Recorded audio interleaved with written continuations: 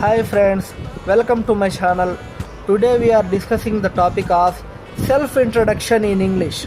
Yes, self-introduction is very important in our English because it gives the confidence in front of people who asked about us.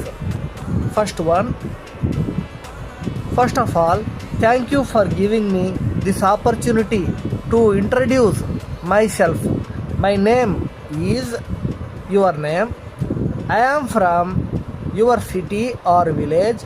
I have completed my your qualification from your school, college or university. I belongs to nuclear or joint family.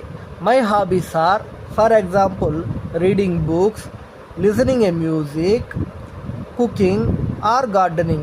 My strengths are that I am a punctual, hardworking and honest person.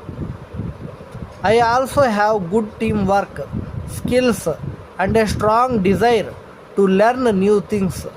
My short term goal is to improve my communication and build confidence.